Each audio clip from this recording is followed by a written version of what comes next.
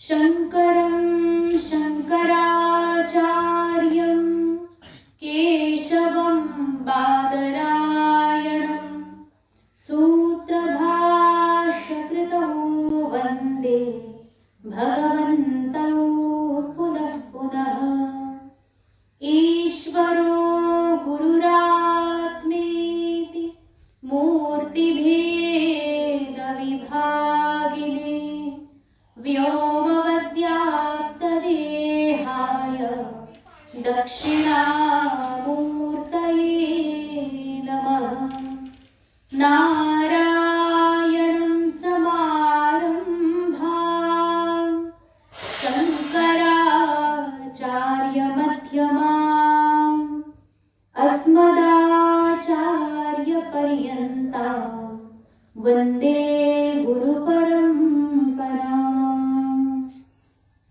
नमस्ते शारदे देवी काश्मीरपुरवासिनी त्वामहं प्रार्थये नित्यं विद्यादानं च देहि मे। ब्रह्मस्वरूपा परमा ज्योतिरूपा सनातनी सर्वविद्याधिदेवी या तस्यै वाण्यै नमो नमः। सच्चिदानन्दरूपाय विश्वोत्पत्त्यादिहेतवे तापत्रयविनाशाय श्रीकृष्णाय वयं नमः। यं प्रव्रजन्तमनुपेतमपेतकृत्यं द्वैपायनो विरहकातर आजुहाव पुत्रेति तन्मयतया तरवोऽभिनेदुः तं सर्वभूतहृदयं मुनिमानतोऽस्मि। बोलिए श्री सच्चिदानंद भगवान की जय। श्रीमद् भागवत महापुराण की जय। श्रीमद् भागवत सत्संगामध्ये आतापर्यंत आपण ऐकलेलं आहे श्रीमद् भागवताचे चतुर्थ स्कंधाचे या ठिकाणी समाप्ती झाली होती। या चौथ्या स्कंधामध्ये अंतिम मध्ये त्या ठिकाणी भगवान श्री देवर्षी नारदजी महाराजांनी उपदेश केलाय कुणाला? प्राचीन बर्ही राजाला। आणि पुरंजन उपाख्यान त्यामध्ये खूप सुंदर प्रकारे त्यांनी सांगितलं। त्याचबरोबर त्या ठिकाणी प्रचेतागणांनाही देवर्षी नारदांनी उपदेश केला आणि या सर्वांना त्या ठिकाणी मुक्ती मिळाली। त्याचबरोबर या ठिकाणी हा चतुर्थ स्कंद पूर्ण झाला होता। विदुरजी महाराजही हस्तिनापुराला निघून गेलेले होते। अशा नंतर आता पुढे जो पंचम स्कंध येतो याची भूमिका त्या ठिकाणी बनवली गेली। तर या पूर्वीच्या स्कंधामध्ये राजा परीक्षिताद्वारे भगवान शुकदेवजी महाराजांकडे प्रश्न आला। त्या ठिकाणी एका सूत्रामध्ये त्यांनी हे सांगितलं होतं की उत्तानपाद राजाच्या बाकी सगळ्या मुलांचे चरित्र वर्णन करून झालेत, आता एक शिल्लक आहेत ते म्हणजे कोण? महाराज प्रियव्रत। आणि महाराज प्रियव्रत जे आहेत ते सुरुवातीलाच मला कुठल्याही प्रकारे या संसार बंधनात अडकायचं नाही असं म्हणून ते वनामध्ये जाऊन साधना करत बसले होते। निरंतर परमात्म्याच्या चरणावरती मनाला संलग्न करून एक निष्ठतेनं फक्त आणि परमात्म्याच्या चरणामध्ये ध्यान लावून बसले होते। असे महाराज प्रियव्रत जे आहेत ते परत घरी आले आणि त्यांनी संसार केला, पृथ्वीचं शासन सांभाळलं। अशा प्रकारे शुकदेवजी महाराज सांगतायत। तेव्हा राजा परीक्षिताला मात्र प्रश्न पडला की भगवन की मला आश्चर्य वाटतंय काय की ज्या व्यक्तीला भगवान परमात्म्याच्या चरणांप्रती अनुराग झाला, ज्या व्यक्तीला वास्तविक प्रेम परमात्म्यावर झालं, तो व्यक्ती परत प्रपंचाकडे यायला कधी इच्छा करणार नाही। कोणत्याही परिस्थितीमध्ये असं बघा, जो व्यक्ती ज्याला जीवनामध्ये खरं वास्तविक अर्थ कळाला, वास्तविक जीवन काय कसं आणि कशा प्रकारे जगलं पाहिजे, जीवनामध्ये वास्तविक काय करण्या योग्य आहे अशा प्रकारे जेव्हा ज्या व्यक्तीला कळतं तो परत त्या संसार रूपी बंधनामध्ये अडकण्याची इच्छा करणार नाही. आणि मग असं असताना कशा प्रकारे हे परत आले, कारण सगळे ऋषीमुनी लोक जे आहेत अनेक बाधा येतात. तो परमार्थ क्षेत्रामध्ये जेव्हा तुम्ही जातात आणि जेव्हा साधना तपस्या करतात, वनामध्ये जाऊन समजा साधना करताय, अशा वेळी अनेक बाधा येतात आणि अनेक बाधा येऊन सुद्धा ते ऋषीमुनी परत आपल्या घरी आले आणि विवाह आदी करून संसाराला लागले, असं होत नाही. आणि इथे तर बघा, राजा प्रियव्रत तत्वनिष्ठ व्यक्ती आहे, कुणी सामान्य नाहीये. मनु महाराजांचे पुत्र आहेत आणि त्यांच्या जीवनामध्ये भगवत भजना व्यतिरिक्त दुसऱ्या कोणत्याही प्रकारच्या गोष्टीची प्राधान्यच नाहीये कधी. असा व्यक्ती ते भजन सोडून संसाराकडे कसं काय आले, पृथ्वीचं अनुशासन कसं काय करायला लागले. तेव्हा त्या गोष्टीची जी शंका आहे, ही शंका समाधान करण्याकरता आता श्री शुकदेवजी महाराज ती कथा सांगायला सुरुवात करतात, ज्यामध्ये या सगळ्याचं रहस्य त्या ठिकाणी निहित आहे. तर तेव्हा असं झालं की महाराज प्रियव्रत जे आहेत त्यांनी काय केलं, सगळ्या प्रकारच्या बंधनांचा त्याग करून संन्यस्त जीवन जगायची इच्छा ठेवून त्या ठिकाणी आत्मचिंतन पूर्वक सगळ्या प्रकारच्या विधिविधानांचा त्याग करून संन्यास जीवनामध्ये प्रवेश करणारच होते.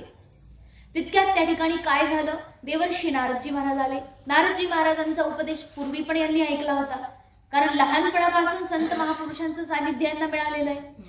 लहानपणापासून देवर्षी नारदांचा सत्संग ऐकलेला की हा केवळ आत्मचिंतन केलं पाहिजे, तेच जीवनामध्ये करण्याजोगं आहे, तेच जीवनामध्ये कल्याणाचा मार्ग आहे.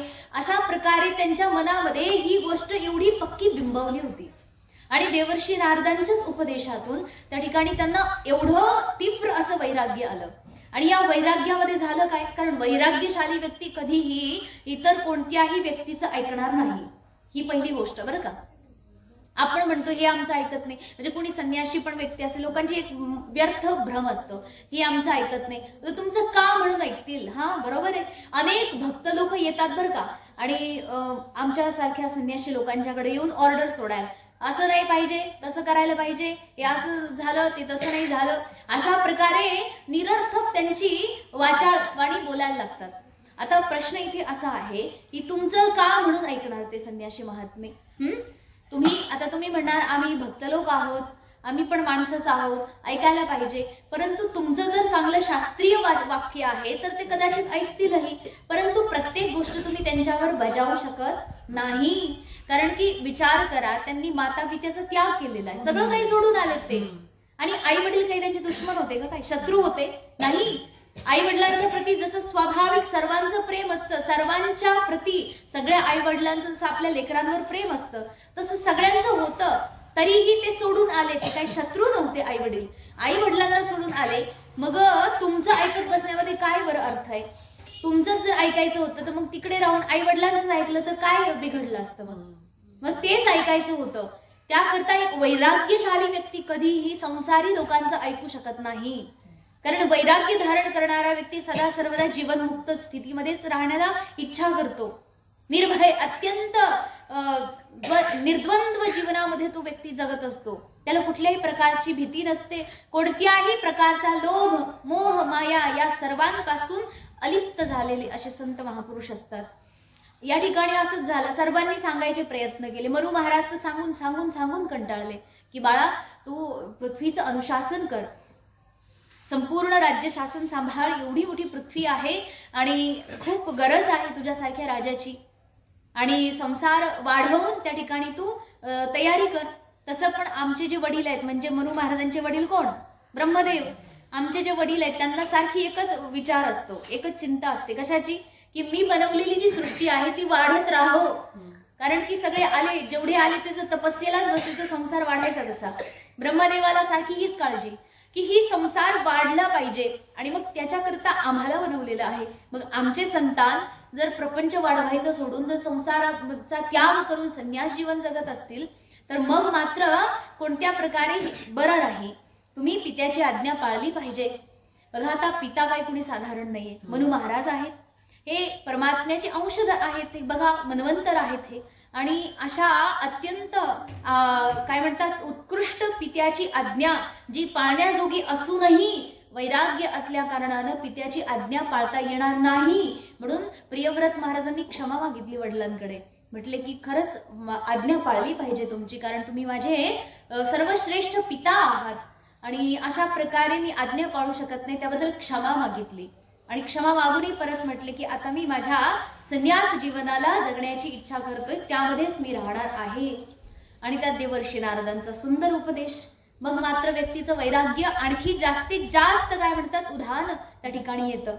मग ते संन्यास घेणारच, तेवढ्यात ब्रह्मदेवाला काळजी, कारण ब्रह्मदेवाची सगळीकडे नजर असते.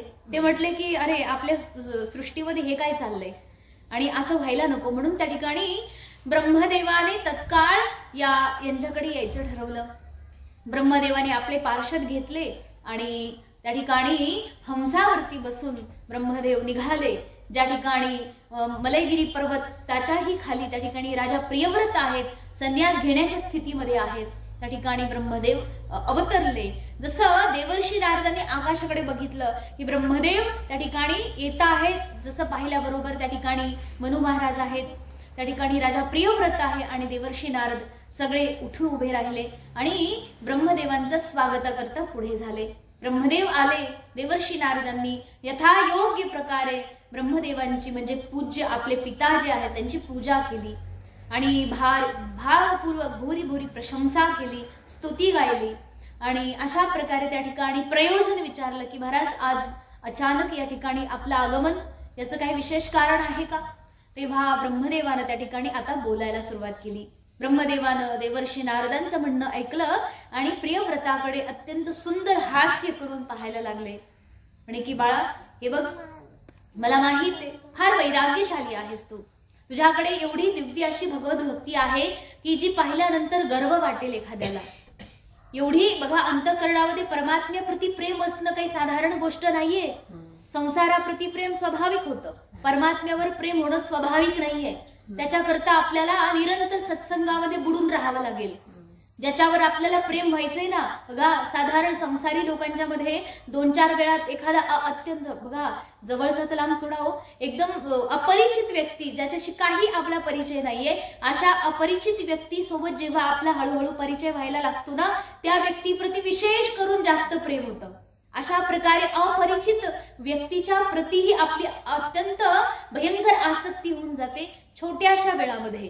कारण की आपण जेवढे दुर्गुणी, समोर जाईल तेवढाच दुर्गुणी, आणि मग दुर्गुणी लोक एकत्र आले की त्यांना आपल्या गुणांवर जसं प्रेम आहे तसंच दुसऱ्याच्या दुर्गुणांवरही तेवढंच प्रेम आहे. मग अशा प्रकारे आपले काय म्हणतात जातीचे लोक भेटल्यानंतर तो व्यक्ती स्वाभाविक त्याच्यामध्ये फसून जातो. बघा आता आम्ही खरं तर विचार केला ना तर आम्ही लोक असे बाजूलाच पडलेले असतो कायम, कुठेही जा बरं का, एक स्वाभाविक आहे आपली. तुम्ही कधी पण ना कधी दिंडीमध्ये जा, कधी कुठल्या ट्रिपला जा किंवा कधी कुठेही जा, लग्नात जरी तुम्ही कधी कुठे गेले तर सगळे लोक आपला जोडीदार शोधूनच गप्पा मारत बसतात. आपल्या योग्यतेचा जोडीदार असला पाहिजे बरं का. आपली बुद्धी कुठे चालत नाही. समजा सख्खी बहीण का असे ना किंवा एकदम जवळचं नातं, पण विचार जर जुळत नसतील तर तो एका ग्रुपमध्ये बसत नाही, सगळे आपल्या ग्रुपला घेऊन बसतात. तसं आम्ही पण लोक जेव्हा कुठे जातो ना, आमच्या ग्रुपमध्ये वेगळेच पडतो आम्ही. एवढंच नाही, फक्त संसारी लोकांच्या ग्रुपमध्ये वेगळे पडतो, यात काही नवल नाहीये. साधू लोकांच्या ग्रुपमध्ये सुद्धा आम्ही वेगळे पडतो. तिथे गेल्यानंतर बरं बोलायचं तरी काय यांच्यासोबत, त्यांच्या साधू लोक पण एकत्र आले की आजकाल गप्पा सुरू होतात. तुम्ही जागा केवढी घेतली, तुम्ही आश्रम केवढा बांधला, किती खोल्या आहेत तुमच्याकडे, बरं पाण्याची काय सोय आहे, खायला प्यायला कसं करता, आणि भाजीपाला कुठून येतो, बरं गाडी कधी घेताय, बॅलन्स किती आहे, किती तोळ्याच्या अंगठ्या. अहो एवढे प्रश्न असतात. ह्या सगळ्या प्रश्नांना इतकं म्हणजे विचित्र वाटतं की काय प्रकार आहे हा. त्याच्यामध्ये सुद्धा आम्ही बाजूला पडतो. एकदा एका गाडीमध्ये आम्ही सगळे बसलेलो, त्याच्यामध्ये गुरुजी नव्हते, मी होते आणि बाकी जेवढे साधू लोक होते ना, सगळ्यांच्या 10 बोटापैकी 8 बोटात अंगठ्या होत्या प्रत्येकाच्या. मग तर गाडी 8-10 लोकांची होती, 8 लोक बसलेले, त्यापैकी फक्त मी एकच की ज्याच्या हातामध्ये एकही अंगठी नाही, कुठेच काही नाही. आणि ते म्हटले की नाही एक महाराज होते, ते म्हटले माझ्याकडे 4च अंगठ्या आहेत आणि 4 नाही आहेत, आपण गरीब आहे. मी म्हटलं मग माझ्याकडे बघा, मी किती गरीब आहे. माझ्याकडे काय आहे. पण बघा ही जी गरिबी आहे ना, ही कुणीही ही संत महापुरुषांच्याकडे असलेली गरिबी एखादा व्यक्ती जगाचं वैभव जरी आणून त्याच्या समोर ओतलं तरी ती गरिबी खरेदी नाही करू शकत. हा, तुम्ही करोडो रुपये द्या संत महापुरुषांच्याकडे, जे निर्लेप आहेत, जे विरक्त महात्मे आहेत, जे केवळ भगवंताचं भजन करतात, असे महात्मे जे भौतिकदृष्ट्या गरीब दिसतील, त्यांची ती गरिबी तुम्ही करोडो रुपयात सुद्धा खरेदी करू शकत नाही. एवढं दिव्य सामर्थ्य आहे त्याच्यामध्ये. आपले आपले ग्रुप सगळे वेगळे वेगळे असतात त्याच्यामध्ये. त्याच्यासाठी सोडून जायचं तेच गोळा करायचं. हा, बघा बरं, तुम्हाला पण एवढं कळतंय म्हणजे जर तुम्ही घरामध्ये राहून ह्या प्रकारच्या गोष्टींचा सामान्य विवेक करू शकता, जो व्यक्ती सगळं काही सोडून येतो त्याला का कळू नाहीये? त्याच्या मनामध्ये तर निरंतर हे पाहिजे की हा, कशा करता घर सोडलं. जेव्हा कधीही कोणते विषयी चर्चा होत असते ना, गुरुजी मला नेहमी एक वाक्य सांगतात, बघा, घर सोडून येताना तू काय विचार केला होता? मला जर विचार होता, स्वाभाविक आहे, बाकी काही माहित नव्हतं मला, परंतु हा, आश्रमात गेल्यानंतर मला भक्ती करायची एवढं माहित होतं. भक्तीशिवाय दुसरं काही इथे नसतं हे मला तेव्हापासून माहित होतं. आल्यानंतर काय काय असतं हे कळालं, पण हा, भक्ती करायची आहे हे घर सोडताना मनामध्ये होतं. गुरुजी म्हणतात, इथे आल्यानंतर काय काय झालं हे सगळं विसरून जायचं. घर सोडून येत असताना काय विचार करून घर सोडलं ते मात्र कायम लक्षात ठेवायचं. कधी पथभ्रष्ट होणार नाही. जीवनामध्ये ती गोष्ट कायम लक्षात ठेवली पाहिजे. इथे ब्रह्मदेव आहेत, राजा प्रियव्रताकडे बघितलं, म्हणे बाळा की ठीक आहे, वैराग्य आहे तुझ्याकडे, मला मान्य आहे, आणि हे वैराग्य एवढं प्रबळ आहे की त्या वैराग्यासमोर संपूर्ण पृथ्वी काय, सगळ्या त्रैलोक्याचं जरी तुला शासन करायला दिलं तरी ते तुला स्वीकार्य नाही. कारण की अत्यंत निर्विकल्प झालेला व्यक्ती, वैराग्यवान व्यक्ती, त्याच्याकडे या सगळ्या गोष्टींकरता काही वाव नसते. जीवनात जो व्यक्ती कायम भजन करतो, आता राज्य शासन करायचं म्हटल्यानंतर भजन बाजूला राहिलं की नाही. राज्य शासन करणं म्हटलं, आली पत्नी, आले पुत्र, आलं धन, आली संपत्ती, आले मंत्री तंत्री प्रजा, हे ते अमुक तमुक, या सगळ्या गोष्टींमध्ये जर व्यक्ती पूर्णपणे वेळ त्याचा त्यातच गेला, बघा, दिवसाच्या 24 तासापैकी जर 15-17 घंटे त्यातच गेले माणसाचे, तर स्वाभाविक ते संस्कार अंतःकरणामध्ये कायमचे राहणार. मग आपण जे जास्तीत जास्त वेळ करतो त्याचे संस्कार आपल्या अंगामध्ये मुरतात. मग त्या ठिकाणी प्रियव्रताला हेच वाटलं होतं की जर त्याच्यामध्ये मी गेलो तर स्वाभाविक आहे की माझं भजन सुटेल, माझी भक्ती सुटेल, माझं वैराग्य खंडित होईल आणि मी या प्रपंचामध्ये अकंठ बुडून त्या लोकांसारखाच फसेल जे दुःखामध्ये तडफडत आहेत. मग मला अशा प्रकारे या दुःखामध्ये जायचं नाही, म्हणून अशा प्रकारे ते विचार करत होते. ब्रह्मदेव म्हटले की बघ, हे बघ राजा, प्रत्येक व्यक्ती आपल्या आपल्या कर्माची फळं भोगत असतो. कारण की या विश्वामध्ये आपल्याला प्रत्येक व्यक्तीला म्हणा, ब्रह्मदेवही म्हणाले, मला भगवंताने ब्रह्मा म्हणून उत्पन्न केलं, ब्रह्मापदाच्या आसनावर त्या ठिकाणी मला बसवलं आणि त्यामध्ये मी संतुष्ट आहे. मी हा विचार नाही केला की मला यापेक्षा वेगळं काहीतरी पाहिजे होतं. हा, पाहिजे तर व्यक्तीला असतंच हो, कधीच कोणत्या गोष्टीमध्ये समाधान नसतं. कितीही काही मिळालं तरी व्यक्तीला समाधान नसतं. ती वस्तू जेव्हा आपल्याकडे नाहीये तोपर्यंत ती वस्तू फार मोलाची वाटते. एकदा ती वस्तू आपल्याला मिळाली की ती वस्तू काहीही मोलाची नाही हे आपल्याला कळून जातं. मग त्याच्यापेक्षा जास्त मोलाची वस्तूची आस लागते, लोभ वाढत चालतो माणसाचा. आणि हे जे आहे त्याच्याकरता मला इथे राहायचं नाही. ब्रह्मदेवाने सांगितलं की हे बघ राजा, कसं आहे, परमात्म्याची ही कृपा आहे, जे आपल्याला दिलं आहे त्याच्यामध्ये आपल्याला संतुष्ट राहायचंय. आणि प्रत्येक प्राणी जो आहे त्या परमात्म्याने बांधलेला आहे. परमात्म्याने ज्या प्रकारे आज्ञा केली त्या प्रकारेच तो कर्म करतो. कर्म करण्या इतकंच त्या ठिकाणी त्याच्याकडे स्वातंत्र्य आहे. जसं म्हटलंय की एखादा बैल आहे, एखाद्या बैलाला खुंटीला बांधलेला आहे आणि कासराभर दोरी फक्त सोडलेली आहे. पण बघा, कासराभर दोरी आहे तर त्याचा जो वर्तुळ आहे तेवढ्याच वर्तुळात तो बैल कशा करता, चरण्याकरता समजा स्वतंत्र आहे. परंतु त्या कासराभर दोरीच्या पलीकडे जायचं जर ठरलं तर त्याला मर्यादा आहे, त्याला बांधलेलं आहे.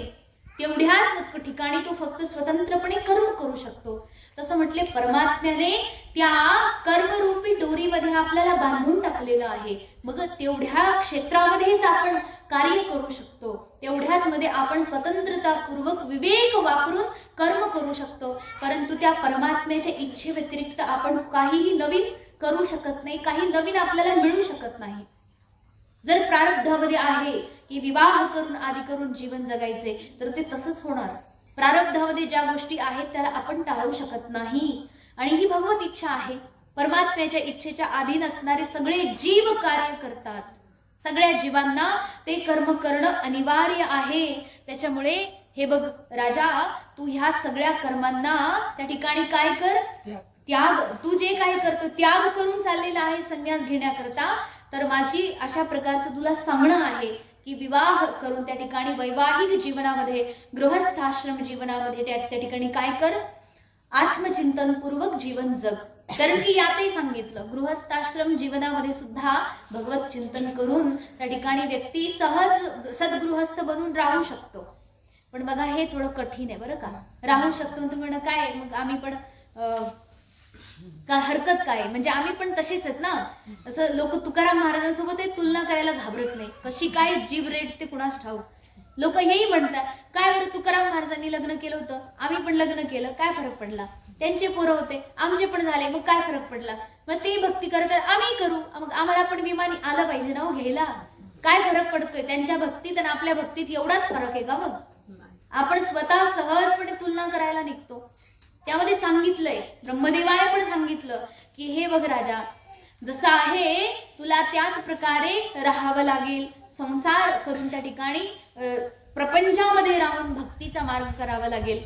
त्या ठिकाणी राजाला पण हा प्रश्न पडला की हे कसं शक्य आहे. पत्नीमध्ये राहायचं म्हणजे चिखलात उड्या पण मारायच्या, पण चिखल अंगाला लागू द्यायचं नाही. हे कसं शक्य आहे? बरोबर की नाही? तू प्रपंचात फसायचं पण फसायचं नाही. हे कसं शक्य आहे? मग तेव्हा ब्रह्मदेवानं त्यांना सुंदर प्रकारे समजावून सांगितलं की हे बघ राजा, हे असं करू नाही. भगवान वासुदेव श्रीहरी नारायण एवढा कृपाळू आहे, एवढा दयाळू आहे की त्याचं चिंतन करून गृहस्थ जीवनात प्रवेश कर. गृहस्थ जीवन जगत असताना नीती नियमाचं पालन कर आणि गृहस्थ जीवनामध्ये सुद्धा निरंतर भजनाला प्राधान्य दे. तू आपलं कर्तव्य म्हणून ह्या कर्माला करत राहा, परंतु भजन काही सोडू नको. भगवान परमात्म्याची एवढी कृपा आहे की शेवटी या भोगांना भोगून भोगून तू जेव्हा निसंग होशील, आणि होशीलच नक्की, ही परमात्म्याची कृपा आहे, तेव्हा निसंग होऊन तू परमात्म्याच्या स्वरूपामध्येच स्थिर राहशील. त्यामुळे काळजी करू नको. अशा प्रकारे महाराज ब्रह्मदेवाने समजावून सांगितलं. ब्रह्मदेवाची गोष्ट शेवटी ऐकली. महाराज प्रियव्रतांनी ती आज्ञा शिरोधार्य केली आणि म्हटले ठीक आहे. परम भागवत महाराज प्रियव्रत जे आहेत त्यांनी नम्रतेने त्या ठिकाणी ब्रह्मदेवाला प्रणाम केला आणि म्हटले तुम्ही जे सांगितलं ते मी करायला तयार आहे. महाराज मनु अत्यंत खुश झाले की बघा आपलं काम साध्य झालं. कारण की असतं ना काही काही पोरांना, जर पोरं घरात जर ऐकत नाही आई वडिलांचं, तर मग ते पोरांना आश्रमात घेऊन येतात नाही का. स्वामी तुम्ही थोडं समजावून सांगा ह्याला, ऐकतच नाही आमचं काही. होतं बरेचसे लोक येतात. त्याचं कारण काय, बाहेरचे जे आहेत, बाहेरचे म्हणजे समजा आता गुरुजी तर गुरु आहेत म्हटल्यानंतर ऐकावं लागेल, पण थोडं बाहेरचे जे आहेत त्यांनी कर्णमंत्र दिला की तू लवकर लागतो. घरच्यांचं काही लागत नाही, कारण घरचे कसे आहेत लहानपणापासून त्याला कुत्र्या मांजरासारखी शिव्या देत होते लहानपणापासून नाही का. लहान लहान पोरांना बोलतात, काही पण बोलतात आई वडील, त्याच्यामुळे त्यांना ते लागतच नाही. आईने शाप जरी दिला ना तरी पोरं हसतात, काही नाही. आईने चप्पल जरी मारली तरी काही वाटत नाही. का? कारण की आई येते, आईचं काहीही बोलणं लागत नाही. बाहेरच्यांनी जर थोडं काही सांगितलं की मग मात्र डोक्यावर थोडा उजेड पडतो. आता इथे उजेड पडणार, तर हे उदाहरण द्यायची काही आवश्यकता नाही, परंतु बघा ब्रह्मदेवाने सांगितलं म्हणून मनु महाराज खुश झाले. चला आपल्या पोरांनी ऐकलं, ब्रह्मदेव आले साक्षात, त्यांचं तरी ऐकलं, म्हणजे आजोबांचं ऐकलं. चला त्या ठिकाणी ब्रह्मदेवाची विधिविधान पूर्वक पूजा झाली आणि त्यानंतर महाराज प्रियव्रत म्हटले चालते आता मी विवाह करेल आणि राज्य शासन सांभाळायला मी तयार आहे. अशा प्रकारे ब्रह्मदेवाच्या कृपेने आणि ब्रह्मदेवाच्या आज्ञेनं त्या ठिकाणी त्यांनी गृहस्थ जीवनात प्रवेश केला. देवर्षी नारदांचा उपदेश मात्र त्यांनी आणखी विशेष रूपाने घेतला. कारण की बघा संन्यास जीवन जगत असताना कमी उपदेश घेतला तरी चालतो, कारण की तिथे कसं आहे भटकण्याकरता फसण्याकरता माध्यम फार कमी आहे. तिथं गेल्यानंतर माध्यमच नाही तर तुम्ही फसणार कसे नाही का. परंतु गृहस्थ जीवनामध्ये फसण्याकरता अनेक वाटा आहेत. त्या वाटांमधून प्रत्येक ठिकाणावरून वाचायचं आहे. मग कुठून कुठून वाचणार ना आपण. त्याच्याकरता उपदेश पदोपदी कामाला येईल अशा प्रकारचा उपदेश त्या ठिकाणी त्यांनी घेतला. आणि जेव्हा मनु महाराज त्यांनाही कळालं की आता अनेक वर्ष अनेक सहस्रो वर्षे त्या ठिकाणी मी संसार केला, पृथ्वीवर अनुशासन केलं, आता या सगळ्याचा त्याग करून मी काय करीन, सगळं काही सोडून वनाला जाईल. विषयांना विषाप्रमाणे त्याग करून भगवत भक्तीला लागून मनु महाराज आपल्या स्वरूपामध्ये स्थिर झाले. त्या ठिकाणी राजा प्रियव्रतांचा विवाह विश्वकर्मा पुत्री बर्हिष्मती सोबत झाला आणि त्यांच्यापासून त्यांना एकूण 10 पुत्र उत्पन्न झाले. 10 पुत्र आणि 1 पुत्री. पुत्रीचं नाव होतं ऊर्जस्वती. 10 पुत्र जे आहेत त्यांचे नाव त्या ठिकाणी क्रमशः सांगितले. अग्निध्र, इद्मजिह्व, यज्ञबाहू, महावीर, हिरण्यरेता, घृतपृष्ठ, सवन, मेधातिथी, वीतिहोत्र आणि कवी. अशा प्रकारे 10 मुलं त्यांना झाले. यानंतर त्यांचं सांगितले, आता या मुलांचं वर्णन केलंय. म्हणतात यांच्यापैकी 3 कोण, कवी, महावीर आणि सवन, हे जे 3 आहेत ते बालपणापासूनच विरक्त. त्यांच्या मनामध्ये पहिल्यापासूनच अगदी निष्ठा होती परमात्म्याप्रती. मग जन्म झाल्यानंतर काळांतराने लगेचच भगवत भक्तीला लागले. नैष्ठिक ब्रह्मचारी दीक्षा घेऊन अत्यंत बाल्यावस्थेतच त्यांनी आत्मविद्येचा निरंतर अभ्यास करून करून त्या ठिकाणी संन्यास जीवनाला स्वीकार केलं. संन्यास आश्रमामध्ये ते राहू लागले. 3 संन्यास झाला. आता राहिले कोण, 6 आणि 10 होते ना त्यापैकी. मग असे निवृत्त परायण संन्यासी झाले, भवबंधनातून निसटले आणि भगवत चरणारविंदामध्ये ते कायमचे निमग्न झाले. आता उरले हे 7 भाऊ, मग आणि आणखी एक त्यांची मुलगी. तर अशा प्रकारे या चरित्रामध्ये पुढे सांगितलं की महाराजांची आणखी एक दुसरी पत्नी होती. त्या पत्नीला त्या ठिकाणी 3 मुलं झाले. त्यांचं नाव आहे, एकाचं उत्तम, एकाचं नाव आहे तामस आणि एकाचं रैवत. असे 3 मुलं दुसऱ्या पत्नीपासून झाले आणि हे 3 सुद्धा त्यांच्या नावाप्रमाणे ते मनु झाले. म्हणजे जे 14 मन्वंतर आहेत ना त्याच्यापैकी हे 3 मन्वंतर आहेत. कोणतं, उत्तम, तामस आणि रैवत. तर ज्या उत्तम नावाच्या मन्वंतरामध्ये उत्तम राजा होते, रैवत नावाच्या मन्वंतरात रैवतच राजा होते आणि तामस नावाच्या मन्वंतरात हे तामसच मनु होते. अशा प्रकारे हे 3 यांचे त्या ठिकाणी चरित्र पुढे हळूहळू येईलच ऐकायला. त्यानंतर सांगितले की महाराज जे आहेत त्यांनी काय केलं, पृथ्वीवर शासन केलं. किती वर्ष, तर म्हणतात 11 अर्बुद. तर अर्बुद जी संख्या आहे ना ती नेमकी काय आहे मी तुम्हाला सांगते. तर 11 अर्बुद वर्षे महाराजांनी पृथ्वीवर शासन केलं. आणि शासन करत असताना झालं काय की त्यांची जी पत्नी आहे बर्हिष्मती ती फार परम सुंदरी होती.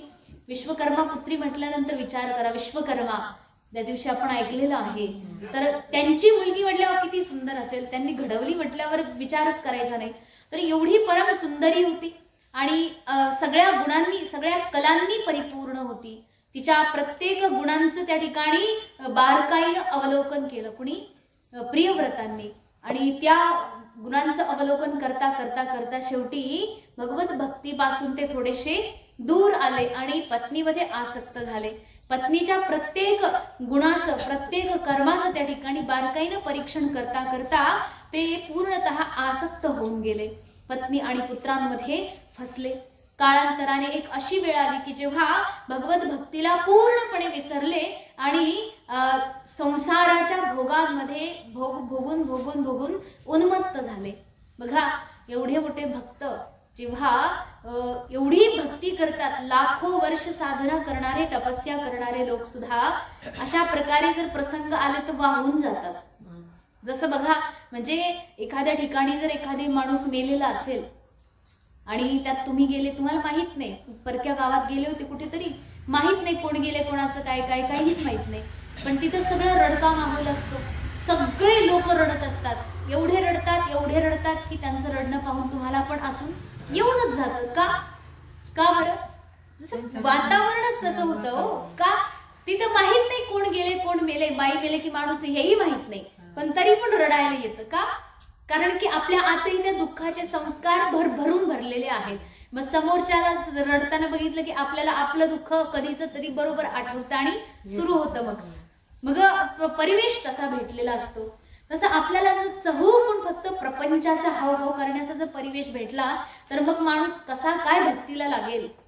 बघा भक्तीला लागलेला सुद्धा भक्तीला सोडून कशामध्ये पूर्ण याच्यामध्ये फसू शकतो. म्हणजे जशी संगती जसा परिवेश मिळाला तसा व्यक्ती घडून जातो. तसं म्हटले की राजाची जी पत्नी आहे बर्हिष्मती, तिचे सगळे गुण आणि हे सगळं बघितलं, राजा फसून गेले. पण तरीही वैराग्य होतं. बघा वैराग्य कधी जळत नाही. वैराग्य सगळ्याला जाळतं, वैराग्य कधी जळत नाही. आणि हे वैराग्य जरी कधी सुप्त अवस्थेत असलं पण ते एकदा जर जाग झालं की मग बाकी सगळ्याला पूर्णपणे राग करून टाकतं. आणि तेच आहे, एवढं असूनही या सगळ्यामध्ये राजा परत फसले नाही. त्यामधून ते सहजपणे बाहेर निघू शकले. परंतु ते कधी होईल, एकदा कधीतरी कसल्या तरी प्रकारचं उपदेश कोणाकडून ऐकला, काहीतरी दुर्घटना किंवा काहीतरी अशी घटना झाली की तेव्हा परत आपण आपल्या लाईनवर येतो. आणि असं झालं की एवढे मोठे पराक्रमी होते महाराज की त्यांनी काय केलं, एक दिवस बघितलं, म्हटलं की सुमेरू पर्वताकडून सूर्य उदय होतोय. समजा सूर्य उदय होतोय तर सूर्य उदय होत असताना त्यांनी बघितलं की इकडच्या बाजू जी आहे पृथ्वीची ही सगळी कसे उजेड येतोय आणि ती पृथ्वीची दुसरी बाजू त्यांनी बघितली, जिकडे सूर्य नाहीये ती बाजू मात्र काळी काळी दिसते, अंधार दिसतोय तिकडे. म्हणजे तसंच आहे ना, जसं आता इथे आपल्याकडे रात्र आहे, पृथ्वीच्या विरुद्ध दिशेने दिवस आहे तिकडे. जेव्हा आपल्याकडे दिवस असतो तेव्हा त्यांच्याकडे रात्र असते. म्हणजे पृथ्वीची एक बाजू कायमची अंधारात आहे. एक बाजू अंधारात असली की दुसरी उजेडात येते, दुसरी अंधारात गेली की इकडे उजेड येतो. म्हणजे एकाच वेळी तो सूर्य पूर्ण पृथ्वीला उजेड देऊ शकत नाही. आणि हे कोणी बघितलं, महाराज प्रियव्रतांनी. ते म्हटले हे काही ठीक नाही, त्यांना ते अजिबातच पटेना, पसंती येईना. ते म्हटले पूर्ण पृथ्वीला उजेड केला पाहिजे. मग काय केलं त्यांनी, स्वतः एक सुंदर असा रथ सजवला आणि त्या रथावरती दुसऱ्या सूर्याप्रमाणे बसले. म्हटले की सूर्य या बाजूला गेला की मी त्या बाजूला राहील आणि तिकडे त्या पृथ्वीला उजेड देईल. बघा एवढी मोठी दिव्य शक्ती आहे त्यांच्याकडे. असं म्हणता म्हणता त्या ठिकाणी राजाने या संपूर्ण पृथ्वीला एकूण 7 परिक्रमा केल्या. 7 काय म्हणतात, प्रदक्षिणा घातल्या पृथ्वीला. आणि त्या 7 प्रदक्षिणा घालता घालता त्या रथाचे जे चाक होते ना ते पृथ्वीवर रोवत गेले. आणि ज्या ज्या ठिकाणी ते चाक रोवत गेले पृथ्वीवरती त्या ठिकाणी काय झालं, पृथ्वीचं पूर्ण दृश्यच बदलून गेलं. काय झालं तर म्हणतात या पृथ्वीवरती राजाचे चाक जिथे जिथे फसत होते तिथे समुद्र तयार झाला. आणि जिथे जिथे चाक त्या ठिकाणी पृथ्वीला तोडून 2 भाग करत होते तिथे समुद्र झाला. एकीकडे जो भाग आलेला आहे त्याला द्वीप म्हटलेला आहे. अशा प्रकारे पृथ्वीचे जो भूभाग आहे, जमीन आहे, तिचे 7 भाग झाले आणि जमिनीला सोडून पाणी जे आहे ते 7 भाग झाले. म्हणजे समुद्र 7 बनले आणि पृथ्वीचे खंड पण 7 बनले. तर त्या ठिकाणी सप्तद्वीप म्हणजे 7 खंड हे आणि 7 सागर. अशा प्रकारे या पृथ्वीचं पूर्ण चित्रच बदलून टाकलं. कोणी, महाराज प्रियव्रतांनी. बघा एवढं मोठं सामर्थ्य त्यांच्याकडे. एक तर पृथ्वीलाच काय परिक्रमा घातली आणि परिक्रमा करता करता पृथ्वीलाच त्यांनी पूर्णपणे बदलून टाकलं. आणि मग आता त्यांनी विचार केला, स्थिरपणे विचार केला की हे जे 7 समुद्र आहेत आणि हे जे 7 द्वीप आहेत यांच्यावरती आता आपल्याला विशेष प्रकारे राज्य शासन करता आलं पाहिजे. तेव्हा त्यांनी काय केलं, हे जे 7 द्वीप आहेत त्यांचे नाव क्रमशः जम्बूद्वीप, लक्षद्वीप, शालमली, कुश, क्रौंच, शाक आणि पुष्कर. अशा प्रकारे हे 7 द्वीपांची 7 नावं आहेत. त्यापैकी जम्बूद्वीप जो आहे तो सगळ्यात पहिल्यांदा बनला. तो द्वीप म्हणजे आपण जिथे राहतो, हा भारत देश हाच जम्बूद्वीप आहे. आणि ह्या जम्बूद्वीप सगळ्यात पहिला. तसं म्हटले क्रमशः हे जेवढे द्वीप आहेत एकापेक्षा एक दुप्पटीने मोठे आहेत. जसं जम्बूद्वीप जेवढा मोठा आहे त्याच्या दुप्पट लक्षद्वीप आहे. लक्षद्वीपाच्या दुप्पट शाल्मली आहे. शाल्मलीच्या दुप्पट कुशानंतर क्रौंच, शाक आणि पुष्कर. अशा प्रकारे एकापेक्षा एक दुप्पटीनं मोठे असणारे हे द्वीप पृथ्वीवरती बनून गेले. आता त्या ठिकाणी जे 7 समुद्र आहेत त्यांचं वर्णन केलं. तर 7 समुद्र कशा कशाचे आहेत, ते नुसत्या पाण्याचे समुद्र नाहीयेत. तर त्याचं वर्णन करून सांगितलं. पहिला जो समुद्र आहे तो खाऱ्या पाण्याचा होता. दुसरा समुद्र इख काहीतरी एक रस आहे, त्याला नेमकं कोणत्या मराठीत काय म्हणतात मी पाहिल शोधून, ईख. त्यानंतर एक समुद्र मदिरेनं भरलेला आहे, पूर्ण त्याच्यामध्ये मदिरा आहे. यानंतर तुपाचा आहे एक समुद्र दुधाचा आहे, क्षीरसागर. एक समुद्र पूर्ण दुधाचा, एक समुद्र मठ्ठ्याने भरलेला आहे, ताकाने भरलेला आहे, आणि एक समुद्र गोडा पाण्याने भरलेला आहे. अशा प्रकारे हे 7 समुद्र वेगळ्या वेगळ्या द्रव्यांनी भरलेले. आणि आता त्या ठिकाणी महाराज प्रियव्रत जे आहेत त्यांनी विचार केला की ही जी पृथ्वी आहे हिचं सुयोग्य शासन करण्याकरता माझ्या 7 पुत्रांना हे 7 द्वीप वाटून दिले पाहिजे. असं म्हणून त्यांनी काय केलं, या 7 द्वीपांना क्रमशः वाटले. आपले जे 7 मुलं होते ना, तिघांनी तर संन्यास घेतला होता, मग त्यांचा हिस्सा काही त्यांना मिळत नाही. आजकाल संन्यासी लोक पण हिस्सा मागतात, भांडून कोर्ट कचेऱ्या करूनही हिस्सा मागतात आई वडिलांकडून. एकदम चुकीची गोष्ट. आणि आता मग इथे 7च उरले. मग या 7 लोकांच्या मध्ये 7 पृथ्वीचे भाग वेगळे वेगळे वाटून दिले. क्रमशः यांची नावं अग्निद्र, इद्मजिह्वा, यज्ञबाहू, हिरण्यरेता, घृतपृष्ठ, मेधा, तिथी आणि वीतिहोत्र. अशा प्रकारे हे जे 7 लोक आहेत यांच्यामध्ये 7 द्वीप वाटून दिले. अग्निद्र जे आहेत त्यांना त्या ठिकाणी जम्बूद्वीप मिळाला. अशा प्रकारे या ठिकाणी सुंदर ही कथानक पूर्ण झाली. या ठिकाणी महाराजांच्या पुत्रांचं वर्णन येईल याच्या पुढे. तत्पूर्वी त्यांची जी आणखी एक मुलगी होती ना, ऊर्जस्वती नावाची, तर ती ऊर्जस्वतीचा विवाह दैत्यांचे गुरु शुक्राचार्यांच्या सोबत झाला. आणि शुक्राचार्यांच्या पासून त्या ऊर्जस्वती नावाच्या या मुलीला त्या ठिकाणी एक सुंदर अशी कन्या रत्न प्राप्त झालं. त्यांचं नाव होतं देवयानी. तर या देवयानीचं फार अद्भुत चरित्र आपल्याला नवम स्कंदामध्ये ऐकायला मिळेल. फार अद्भुत चरित्र आहे. ते काय आहे, कारण इथूनच खरं तर यदुवंश सुरू झालेला. इथूनच यदुवंश, आणि या यदुवंशामध्ये भगवान श्रीकृष्णाचा अवतार झालेला. मग ही जी देवयानी आहे शुक्राचार्यांची मुलगी, तर त्यांचं जे चरित्र आहे ते पुढे आपल्याला ऐकायला मिळेल. अशा प्रकारे महाराज प्रियव्रतांच्या सगळ्या मुलांचे एक एक करून चरित्र आपल्याला हळूहळू ऐकायला मिळतील. तर आपलं उत्तरदायित्व संपलं. कर्तव्य होतं पृथ्वीचं शासन करायचं. बघा, पृथ्वीला 7 द्वीपात वाटलं, समुद्र 7 झाले, 7 पोरांना वाटून दिलं, सगळं काही व्यवस्थित झालं. यांचे पण त्या ठिकाणी विवाह झाले. अशा प्रकारे सुंदर असा दिव्य हा त्या ठिकाणी कारभार त्या ठिकाणी सांभाळला महाराज प्रियव्रत. आता विचार करतात. त्यांना अचानक जशी बघा एखाद्याला स्वप्न तुटतं आणि झोपेतून जाग आल्यानंतर वास्तवतेचं ज्ञान होतं. जसं माणूस आता झोपला होता, स्वप्नामध्ये काहीतरी बघितलं, पण स्वप्न तुटल्यानंतर जेव्हा जाग आली तेव्हा झोपेतून तो जागा तर झाला, परंतु स्वप्नात त्यांनी काय पाहिलं तो विसरत नाही. त्या प्रकारे या ठिकाणी महाराज प्रियव्रत जे आहेत त्यांनी या प्रपंचाच्या निद्रेमधून जागे झाले आणि परमार्थामध्ये ते जागले. परंतु प्रपंचामध्ये मी काय काय केलं, काय काय बघितलं, कुठे कुठे फसलो, या सगळ्या गोष्टी ते विसरले नाही. त्यांना तशा सगळ्या ध्यानात होत्या.